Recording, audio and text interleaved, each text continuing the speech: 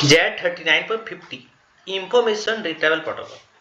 Z39.50 એ એક standard protocol છે જે લાઇબ્રેરીઓ અને માહિતી કેન્દ્રોને અલગ અલગ ડેટાબેઝમાંથી સર્ચ અને રિટ્રીવલની સુવિધા આપે છે. જેનો વિકાસ થયો છે NISO એટલે કે નેશનલ ઇન્ફોર્મેશન સ્ટાન્ડર્ડ ઓર્ગેનાઇઝેશન દ્વારા. પ્રથમ પ્રકાશન 1988માં, સુધારેલી આવૃત્તિ જોઈએ તો 1995. તેનો મુખ્ય હેતુ છે વપરાશકર્તા એક લાઇબ્રેરી કેટલોગમાંથી સર્ચ કરે અને તેનાથી અન્ય લાઇબ્રેરીના ડેટાબેઝમાંથી પણ સીધી જ માહિતી મેળવી શકે. એટલે કે Z39.50 એ લાઇબ્રેરી અને ડેટાબેઝ વચ્ચે સર્ચ અને રિટ્રીવલ માટેનો એક કોમન પ્રોટોકોલ છે.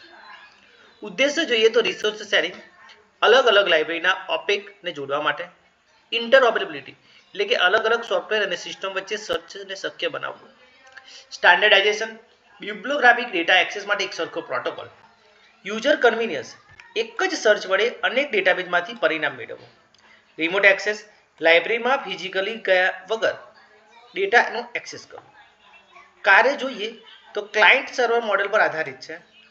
યુઝર પોતાના લાઇબ્રેરી ઓપેકમાં સર્ચ ક્વેરી નાખે છે. Z39.50 પ્રોટોકોલ એક ક્વેરીને અન્ય લાઇબ્રેરીના ઓપેકમાં મોકલે છે. પરિણામે પાછા વપરાશકર્તાને મળે છે એક જ ઇન્ટરફેસ. Z39.50 ના ઘટકો જોઈએ તો ક્લાયન્ટ યુઝર ઇન્ટરફેસ એટલે કે લાઇબ્રેરી ઓપેક, સર્વર તો અન્ય લાઇબ્રેરીના કેટલોગ અથવા તો બિબ્લિયોગ્રાફિક ડેટાબેઝ, અને પ્રોટોકોલ એટલે કે ક્વેરી મોકલવા અને પરિણામ લાવવા માટેનું સ્ટાન્ડર્ડ રૂલ સેટ. વિશેષતાઓ જોઈએ તો ડિસ્ટ્રીબ્યુટેડ સર્ચ, એક જ સમયે અનેક કેટલોગમાં શોધ થાય છે. ઇન્ટરઓપરેબિલિટીમાં વિવિધ વેન્ડર સોફ્ટવેર વચ્ચે કમ્પેટેબિલિટી, બિબ્લિયોગ્રાફિક સ્ટાન્ડર્ડ સપોર્ટમાં માર્ક 21 યુનિમાર્ક વગેરે સાથે કાર્ય કરે છે. Flexible search, title, author, subject, ISBN વગેરે દ્વારા શોધ થાય છે. ઇન્ટરનેશનલ સ્ટાન્ડર્ડમાં ISO 23950 તરીકે માન્ય છે. ફાયદા જોઈએ તો રિસર્ચ શેરિંગને સરળ બનાવે છે એટલે લાઇબ્રેરી વચ્ચે કેટલોગિંગ શેરિંગ માટે.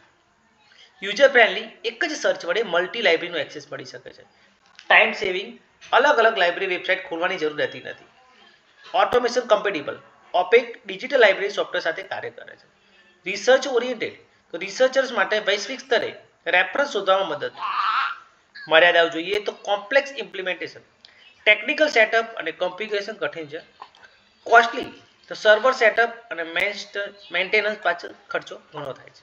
યુઝર ઇન્ટરફેસ લિમિટેશન, સામાન્ય યુઝર્સ માટે કન્ફ્યુઝન થઈ શકે છે.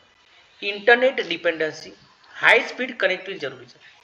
New alternatives, OAI, PMH, SRU તથા SRW જેવા નવા પ્રોટોકોલને ધીમે ધીમે બદલાતા જાય છે.